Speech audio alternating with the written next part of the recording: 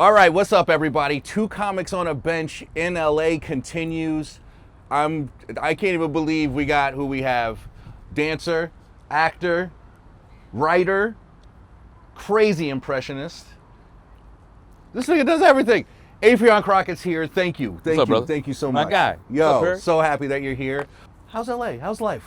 I love LA, man. Yeah? I mean, look. Like, It's a blizzard back home. I know. We left as the plane was taking off as the snow was coming. Dog, I don't understand how people come out here and like start hating on LA and like, I don't get it. y'all. I understand it's expensive, but New York is expensive as fuck too. Like, It's the same. Yeah. It's all terrible. it's Cities. all bad. But if I'm gonna take an expensive ass place, I'm gonna trade off for the blue skies Yes. and the sun Yes. during the wintertime. Yes. You know what I mean? Yes. But I love it here, man. I've been here almost 30 years. Where are you from originally? North Carolina. Okay. Fayetteville, okay. North Carolina. That's what's up. Vietnam, as we call it. There you go. Also Trinidadian, so I spent enough time in Brooklyn with my Trinity family there. That's what's up. In Flatbush. Grew up in Germany, Army brat. Right. You know what I'm saying? So Right. I saw the world early, man, and I think that's what it played into my entertainment persona, right? Being able to meet people and relate to people on Yeah. stage and different types of people, because I literally grew up around everybody. Right. You can break the ice. You can walk in and be who you need to be. You have to. Did comedy come first or did impressions come first? Like, Impressions did. I was a shy kid. Right. All that moving around the world, right? Right. It's a lot of culture shock in that. Yeah. And people don't believe this, but I'm really shy, right? It could come off as, oh, he's antisocial and all Right. that kind of You're thing. standoffish, but you just Yeah, no, but yeah. you're I'm like, just, ah. yeah, I'm just kind of like, Yeah. I'm a kind of a shy person. When I clock out, when I'm off stage, I'm off. Like, Yeah. until I have to go back on stage, I don't need to hang out at the comedy clubs. I don't do any of that. Yeah. I like staying in my bubble and creating and then coming out Yeah. when it's time to. So where did you start? Did you start comedy in Fayetteville? Charlotte. In Charlotte, okay. Charlotte, North Carolina, Okay. Comedy Zone back in '94. It was the heyday. Like, and when I tell you, this is where I saw everybody. It was the Tuesday night, it was the one black night, and this is when Def Comedy Jam was still the thing, right? It was the benchmark, which was the most amazing benchmark we could have ever gotten in our generation Yes. of comedy, Yes, right? It changed Yes. our lives. It changed comedy's framework. I saw Joe Claire at this club on a Tuesday night. Earthquake, Monique, Yeah. Chris Thomas, one of the original impressionists from Def Jam and from DC and Rap City. Just whoever you can name, JB Smooth, Ian Edwards. Right. I seen everybody come Yeah. through this one stage. Right. But that was the spot. I started there. My first night, I did open mic. I ripped, Yeah. and that was enough morsel for me to be like, okay, I could do this. Right. You know what I mean? Yeah. That's how I started. What was your first joke that you were like proud? Like, what was the first one where you were like, I fucking understand how this works? Well, I've been doing voices since I was a kid, right? I would Right. imitate Scarface and different cartoon characters, The Simpsons and all that shit. So I knew that I could do impressions. And then when I was in college, I used to hang out with like the hood dudes. We'd all be at lunch, and I would do certain voices that would make them laugh. So when you make hood dudes laugh, Right. That's there's something to that. Disarming. There's something to Yeah, that. yeah, Like yeah, when you yeah, have yeah. a hood dude slapping the table and he's crying. Yes. But you know, normally he'd be like, "Yeah, what's up, motherfucker?" You know what I Right. mean? So I knew that there was something there. That was like early '90s, early like '92, '93ish. And so by the time I was like kind of figuring out maybe I want to do comedy, I saw Cool Bubba Ice, and I say this, I tell this story all the time because I don't think he gets his credit. Right. But Cool Bubba Ice was the comedian that I looked at and said, "Oh, I can be a comedian." Because he just went on Def Comedy Jam and for 7 minutes did all impressions. Right. He was highly animated, highly funny as hell, colorful. And so I didn't know that impressions and characters was stand-up comedy. So he was like the blueprint to what I knew, Yeah. or what I then knew I could become. It showed you a path. He It makes showed me sense. a Yeah. clear path. Yeah, that's great. And then about a year and some change later, I booked Def Comedy Jam through Bob Sumner. That's fast. No, it's crazy. I was That's green. fucking nuts. I only had Yeah. 8 minutes. You know what I mean? But it was the That's 8 minutes amazing. Yo. that was enough for Bob and Russell and Stan to have belief in me, and they put me on the show. That's what's up. In New York, the last season of New York. See, that fuck you up. That just make you think life is just easy. But you know, when you go on the real journey, you understand the work that Of now. course, you know of what I'm course. saying? I'm sure, but I was like, oh, this is it. And then they probably were like, oh, wow, there's a lot more. It got Yeah. harder and harder. But for That's me, I always had a realistic expectation from the industry. Right. Like I never approached it from just because I got one thing, the world and the industry now owes me. Right, Like right. I'll still low key compare myself to this person, that person, but you cannot. Of course. Right, You know what I'm saying? Because Yeah. our journeys are very individual. Yes, they are. Yeah. Yes, they are. So your social media is strong. Do you not Social like media it? fucks with you. No, I like it. Right. It's just an unfair control that they have on us. Yes. Like the algorithm is very like selective and biased and all the things. And I feel like there's so many people, not just myself, but there's so Right. many people who have really great content. Right. And I feel like Instagram selects some of the bullshit that they want to Yes. suggest to you, Yes. right? Now there's some really dope people that have the whole package where their content gets millions of views and they're Yep. creative and they're dope. So I just want to be in that number. I want to be able to still create dope shit Yeah. without my page always being fucked with. You know what I'm saying? Yeah. So that's why I'm like, when people say, "Oh, you're strong on social media," it's like I could be so much stronger, but these motherfuckers got me handcuffed. Well, I'll tell you this. Going on there, you doing Jay-Z for Dr. Dre is fucking amazing. Yeah. Who was your favorite person to do an impression of for? Like, who was your favorite person to do that for? I don't necessarily have a favorite, but there's always like, what I learned is I've become the comedian that is like respected when it comes to like the impression. It's not Oh, that for I'm the sure. only one, but out of like myself, Jay Pharoah, Aries, Godfrey, our names are the ones that come Yeah, up the most, For right? sure. Yep. I think what differentiates me from any of them is my ability to look like everybody. Yes. You know what I mean? For sure, Like I 100. think Yeah, Godfrey yeah. and Jay, their voices, they have way more voices volume-wise. Aries has like a lot of classic shit. Right. Like that's undeniable. Yeah, yeah, And then he's he great. just broke out that new Tony Soprano shit that's fucking genius. I haven't seen that. He's so Oh, good. you haven't He's- seen- I haven't seen it. He's so good. He's just great. Yeah, so Aries, when Aries nails, like, he'll sit back in the cut for a minute and then he'll come out with some new shit and he's like, okay, this motherfucker, his ear is crazy. Yeah.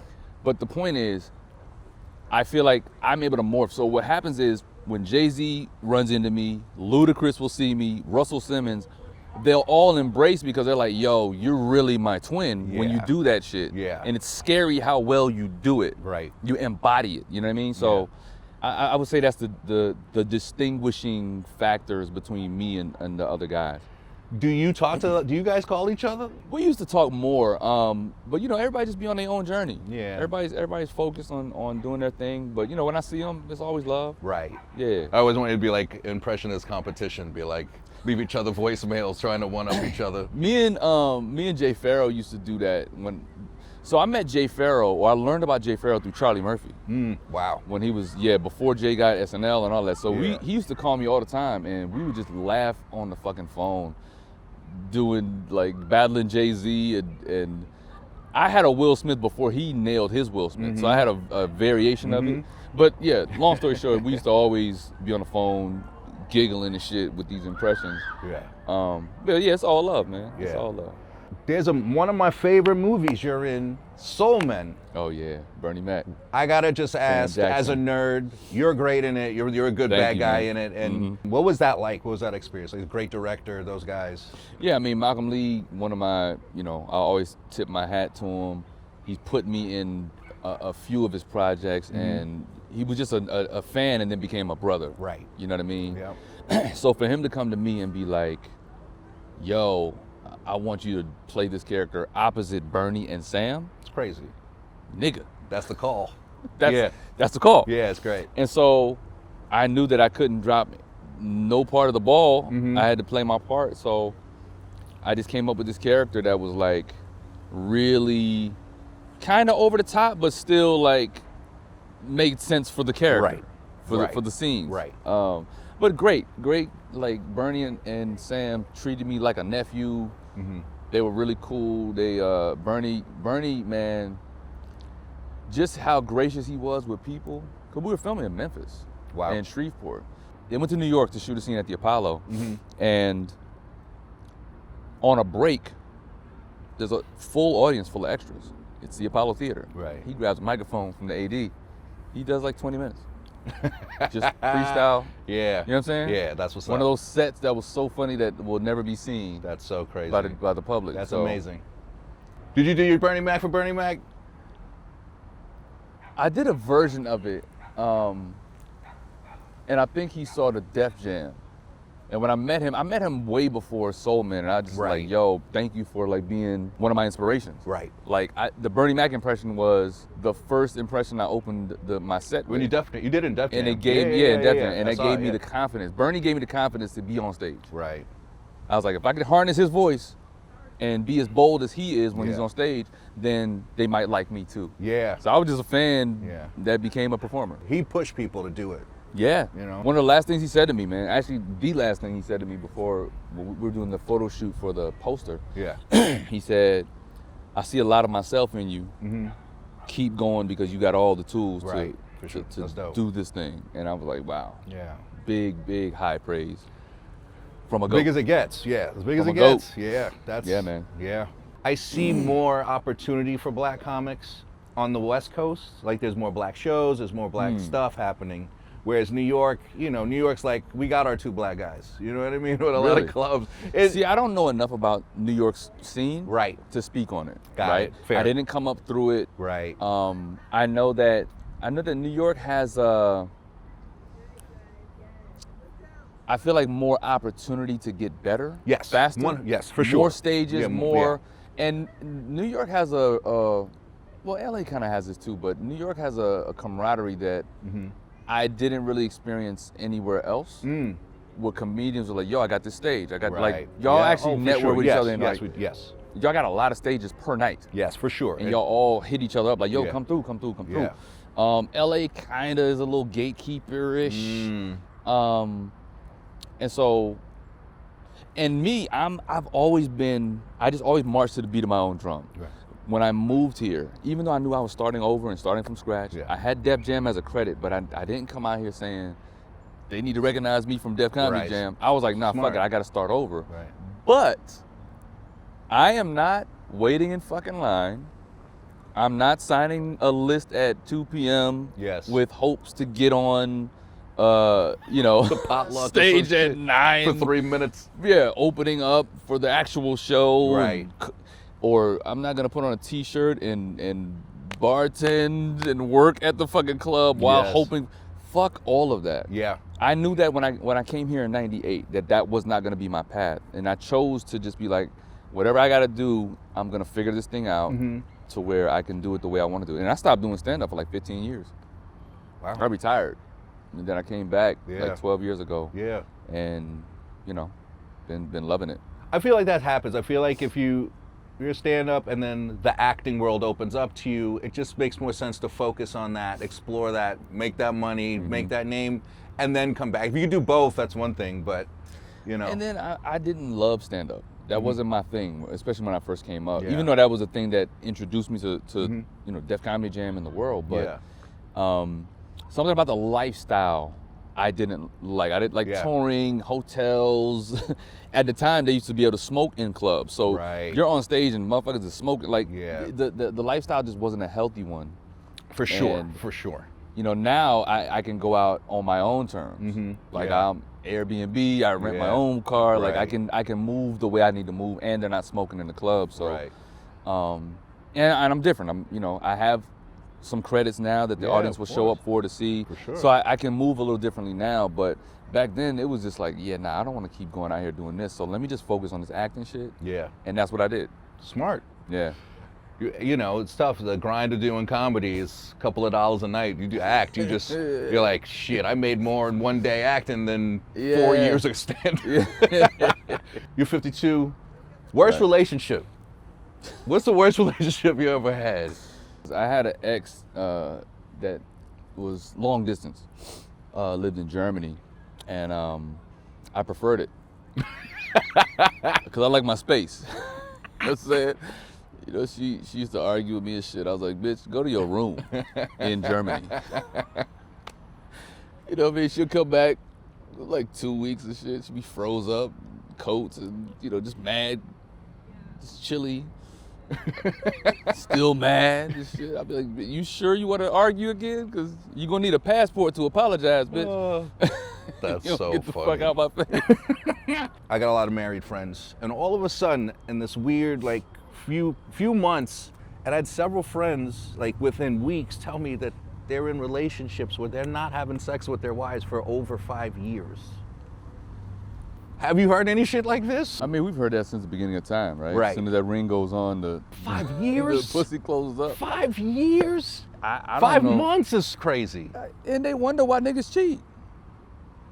I don't understand that life. Like, why would you marry me, and then when we get behind closed doors, you don't give me what every other woman is trying to give me? Yeah. When I go to the grocery store, when I go outside, The one thing that makes you different from everybody else. Yeah, like you're gonna withhold that? So yeah, I don't understand that. Yeah. Shit. Political? You political? To a degree, man. I just think the world is fucked, and I wish for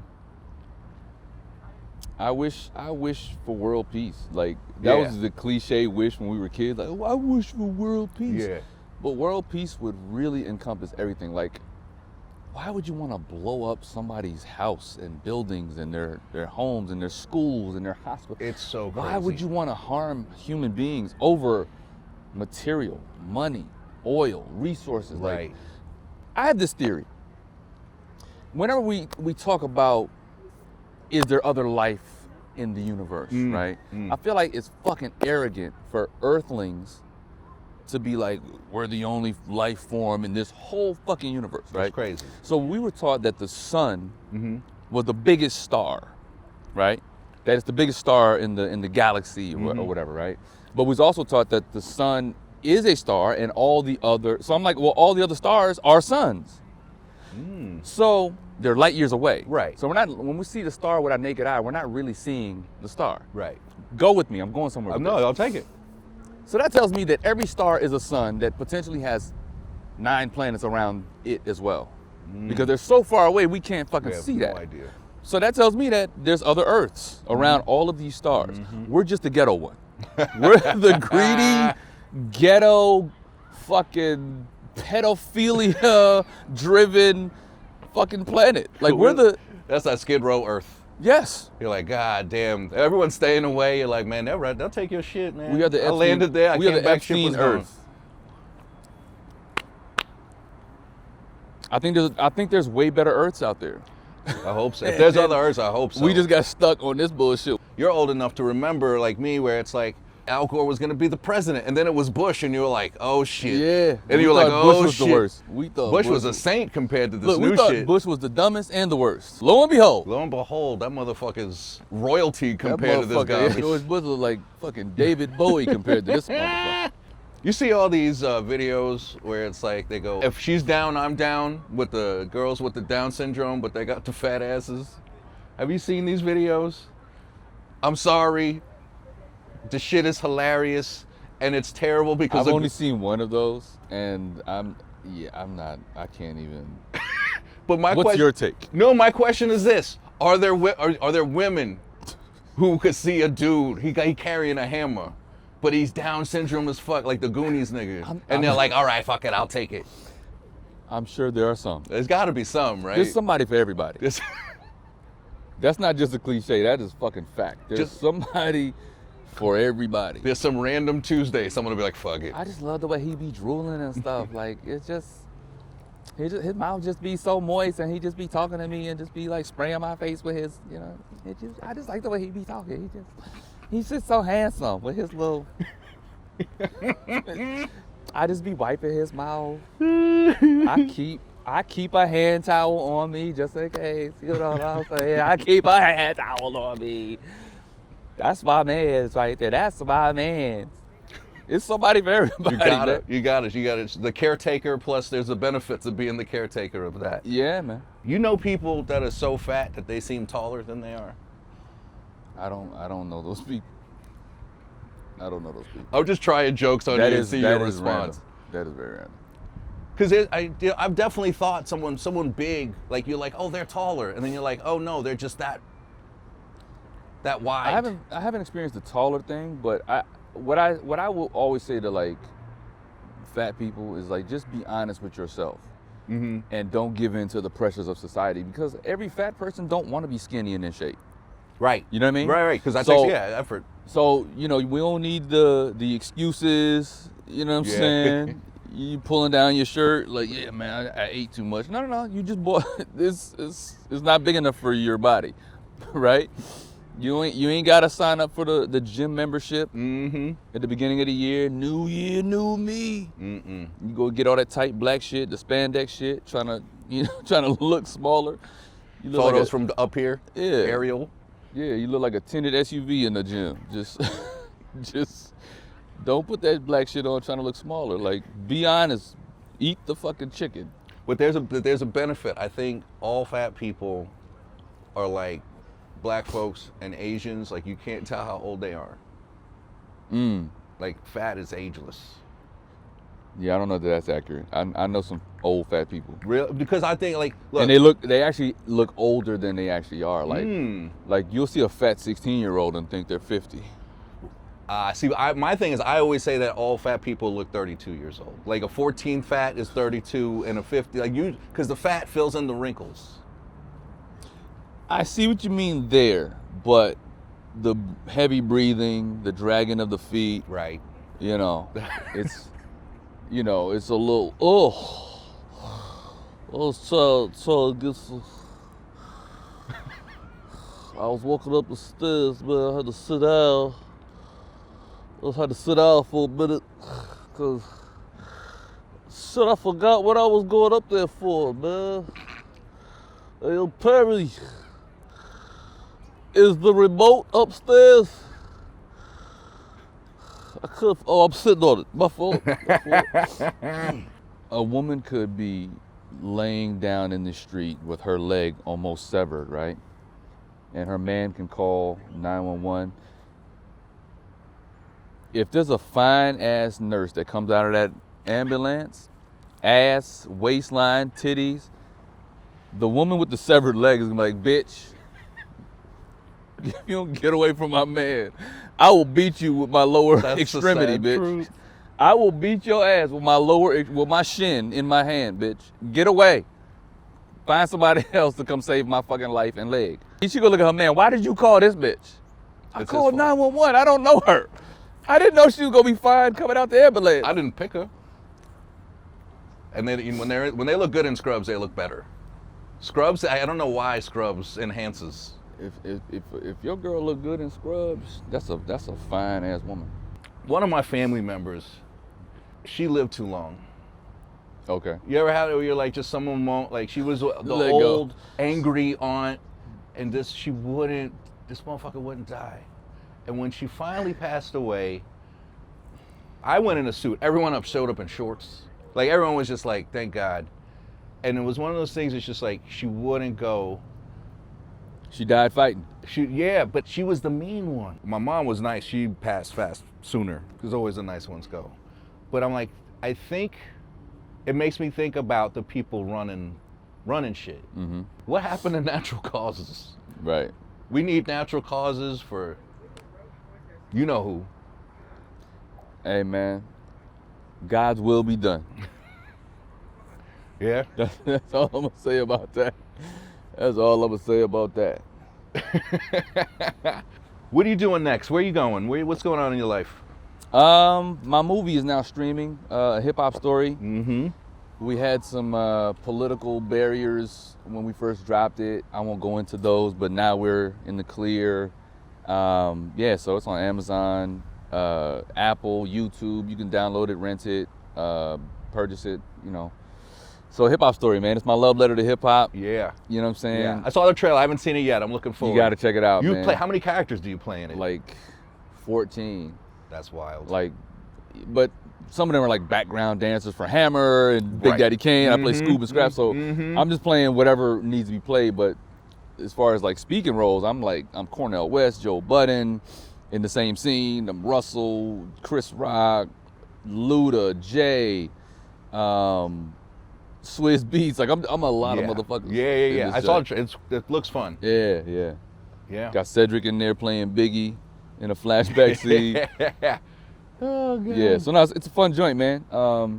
Touring, doing my thing there. Been writing a lot, so I'm having fun. That's what's up, man. Dude, thank you so much for coming out and All I good, appreciate man. you, like man, I said, so I saw much. you and Greer doing these joints first, and you know I've always been a fan of Greer too. Met him a couple times, but nah, man, I was like, all right, let me partake. Yeah. You know, yeah, it's one of those things where we're trying to have great people on, just telling their story and have fun, and you're one of them. Thank you, sir. I'm honored, brother. Thank you. Yeah, thank yes, you. Sir. All right. Everyone, go check out his movie. Right now.